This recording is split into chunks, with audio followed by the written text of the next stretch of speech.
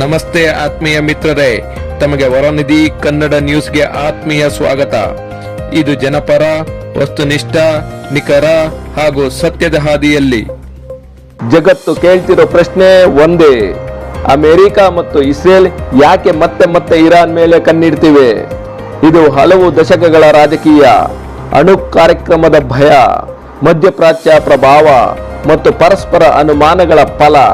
ಆದರೆ ಈ ಅಧಿಕೃತ ಕಾರಣಗಳ ಜೊತೆಗೆ ಇನ್ನೊಂದು ಪ್ರಶ್ನೆ ಯಾವಾಗಲೂ ಇರುತ್ತದೆ: ಅಧಿಕಾರದಲ್ಲಿರುವ ನಾಯಕರು ಒಳಗಿನ ಸಮಸ್ಯೆಗಳಿಂದ ಜನರ ಗಮನ ತಿರುಗಿಸಲು ಹೊರಗಿನ ಶತ್ರುಗಳನ್ನು ಬಳಸುತ್ತಾರೆಯಾ? ಇದರ ಸಂಪೂರ್ಣ ವಿವರಗಳನ್ನು ತಿಳಿಯೋಣ ಮಿತ್ರರೇ. 20 ದಿನಗಳ ಹಿಂದೆ ಅಮೆರಿಕ ಮತ್ತು ಇಸ್ರೇಲ್ ನಾಟಕ ಶುರು ಮಾಡಿದರು.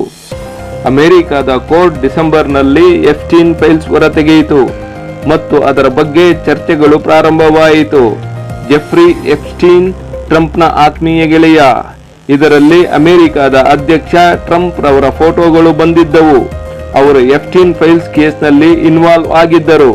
ಆಗ ಅವರು ಮಾಡಿದ ಕೆಲಸ ಏನೆಂದರೆ, ವೆನೆಜುವಾಲಾದ ಮಡರೋ ಅವರನ್ನು ಬಂಧಿಸಿ ವಿಶ್ವದ ಎಲ್ಲ ಗಮನವನ್ನು ವೆನೆಜುವಾಲಾದ ಮಡರೋ ಅವರ ಕಡೆಗೆ ಹರಿಯಿತು. ತದನಂತರ ಈ ಗಮನ ಕಡಿಮೆಯಾದಾಗ ತಕ್ಷಣ ಮತ್ತೆ ಎಲ್ಲರ ಗಮನ ಎಫ್ಸ್ಟೀನ್ ಫೈಲ್ಸ್ ಕಡೆ ತಿರುಗಿ ಟ್ರಂಪ್ನ ಕೃತ್ಯವನ್ನು ಹೊರತೆಗೆದು ಟ್ರಂಪ್ಗೆ ಶಿಕ್ಷೆಯಾಗಬೇಕು ಅಂತ ಅವರ ಜೊತೆಗಾರರೇ ಮಾತು ಪ್ರಾರಂಭಿಸಿದರು. ಟ್ರಂಪ್ ಆಗ ಇರಾನ್ ಮೇಲೆ ಯುದ್ಧ ಮಾಡುತ್ತೇನೆ ಎಂದು ವಿಶ್ವದ ಗಮನವನ್ನು ಸೆಳೆದರು. ಅಮೆರಿಕ ಮತ್ತು ಇಸ್ರೇಲ್ ಇರಾನ್ನ ಕಮಾಂಡೋ ಕಂಟ್ರೋಲ್ ಬದಲಿಸುತ್ತೇವೆ, ರಿಜೈಮ್ ಚೇಂಜ್ ಮಾಡುತ್ತೇವೆ ಎಂದರು. 20 ದಿನದ ಹಿಂದೆ ಈ ಮಾತು ಹೇಳಿದ್ದರು. ಇರಾನ್ನ ಮೇಲೆ ಬ್ಲಾಕ್ ಮೇಲ್ ಮಾಡಿದರು. ಈಗ ಯುದ್ಧ ನಿಲ್ಲಿಸಿ ಎಂದು ಇರಾನ್ನ ಭಿಕ್ಷೆ ಬೇಡುತ್ತಿದ್ದಾರೆ. ನಾಟೋಗೆ ನಿಮ್ಮ ವಾರ್ಶಿಪ್ ಅನ್ನು ಸ್ಟ್ರೈಟ್ ಆಫ್ ಹಾರ್ಮುಜ್ಗೆ ಕಳುಹಿಸಿ ಎಂದಾಗ ಯಾರು ಒಪ್ಪಲಿಲ್ಲ. ಅವರು ನಿನ್ನ ಯುದ್ಧ ನೀನು ಮಾಡು ಎಂದರು. ಎಫ್ಸ್ಟೀನ್ ಫೈಲ್ಸ್ ನಲ್ಲಿ ಅಪರಾಧಿಯಾಗಿ ದುಷ್ಕೃತ್ಯ ಎಸಗಿದ್ದ ಟ್ರಂಪ್ ಇದನ್ನು ಮುಚ್ಚಲು ಇರಾನ್ ಮೇಲೆ ಧಮಕಿ ಹಾಕಿದ್ದರು. ಅಮೆರಿಕಕ್ಕೆ ಈ ಸ್ಥಿತಿ ಬರಲು ಕಾರಣವೇನು? ರಷ್ಯನ್ ಮತ್ತು ಇರಾನ್ ಆಯಿಲ್ ಪ್ರಪಂಚದ ಮಾರುಕಟ್ಟೆಗೆ ಬಂದರೆ ಒಳ್ಳೆಯದು. ಟ್ರಂಪ್ ಯಾಕೆ ತಡೆ ಮಾಡಬೇಕು? 2007ರಲ್ಲಿ ಇರಾನ್ನಲ್ಲಿ ಇಸ್ಲಾಮಿಕ್ ರೆವಲ್ಯೂಷನರಿ ಗಾರ್ಡ್ ಅಂದರೆ IRGCಯ ಚೀಫ್ ಆಗಿದ್ದ ಮೊಹಮ್ಮದ್ ಅಲಿ ಜೆಫ್ರಿ 2007ರಿಂದ 2019ರವರೆಗೂ ಮಹತ್ವದ ಕೆಲಸ ಮಾಡಿದ್ದರು. ಅವರು ಕಮಾಂಡೋ ಆಗಿದ್ದರು. ಅಲ್ಲಿಂದ ಇಲ್ಲಿಯವರೆಗೂ ಅಮೆರಿಕದ ಪ್ರತಿಯೊಂದು ಮಿಲಿಟರಿ ಇತಿಹಾಸವನ್ನು ಡೀಪ್ಲಿ ಸ್ಟಡಿ ಮಾಡಿದ್ದರು. 1990ರ ಕುವೈತ್ ಮತ್ತು ಇರಾಕ್ ಯುದ್ಧದಲ್ಲಿ ಅಮೆರಿಕದ ಪಾತ್ರವನ್ನು ಗಮನಿಸಿದ್ದರು.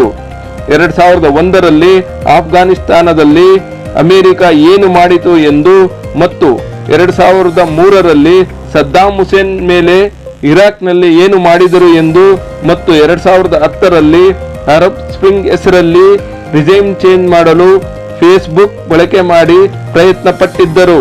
ಇದನ್ನೆಲ್ಲ ಗಮನಿಸಿ IRGC ಚೀಫ್ ಆಗಿದ್ದ ಮೊಹಮ್ಮದ್ ಅಲಿ ಜೆಫ್ರಿ ಅವರು ಇರಾನ್ನ ಏಕೀಕರಣ ನೀತಿ ಮಾಡಿ ಮೊಸಾಯಿಕ್ ಡಿಫೆನ್ಸ್ ಪ್ರಾರಂಭಿಸಿದ್ದರು.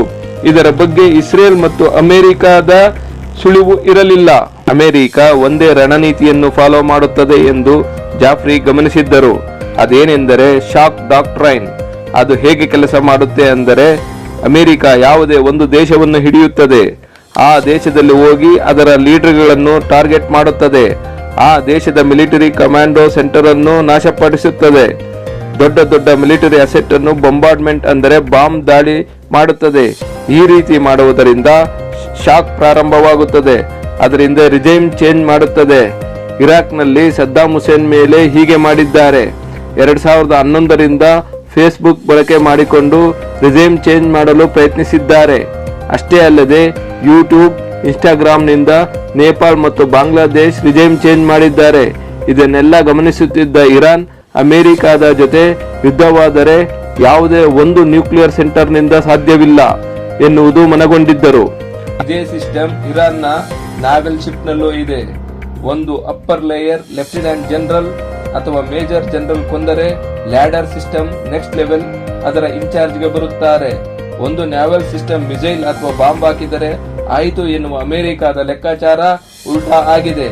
ಇಲ್ಲದೇ ಇದ್ದರೆ ಅಮೆರಿಕಕ್ಕೆ ಈವರೆಗೂ ಸ್ಟ್ರೈಟ್ ಆಫ್ ಹಾರ್ಮುಜ್ ವಶಪಡಿಸಿಕೊಳ್ಳಲು ಸಾಧ್ಯವಾಗಿಲ್ಲ.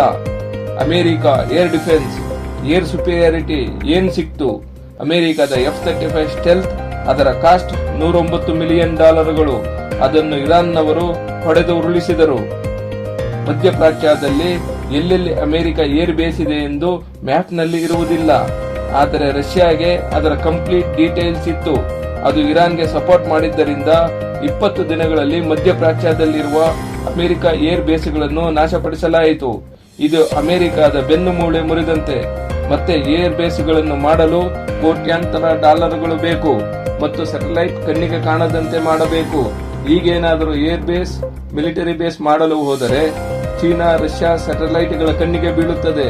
ಈ 20 ದಿನಗಳ ನಡುವೆ ಅಮೆರಿಕದ ಈ ನಾಟಕ ಮಾಡಿ ಗಳಿಸಿದ್ದಾದರೂ ಏನೂ ಇಲ್ಲ. ಈ ನಾಟಕ ಮಾಡಿದ್ದು ಏಕೆಂದರೆ ಎಸ್ಟೀನ್ ಫೈಲ್ಸ್ ಕೇಸನ್ನು ದಾರಿ ತಪ್ಪಿಸಲು. ಫೈಲ್ಸ್ ಹೊರತೆಗೆದಿದ್ದ ಅಮೆರಿಕದ ರಾಷ್ಟ್ರಪತಿಗಳು 20 ದಿನಗಳಿಂದ ಮೀಡಿಯಾಗಳಲ್ಲಿ ಕಾಣಸಿಗುತ್ತಿಲ್ಲ. ಬೇಕಾದರೆ ಟ್ರಂಪ್ ಅವರನ್ನು ಮುಂದೆ ಬದಲಿಸಬಹುದು. ಮತ್ತೊಂದು ವಿಡಿಯೋದಲ್ಲಿ ಸಿಗೋಣ ಮಿತ್ರರೇ. ಧನ್ಯವಾದಗಳು.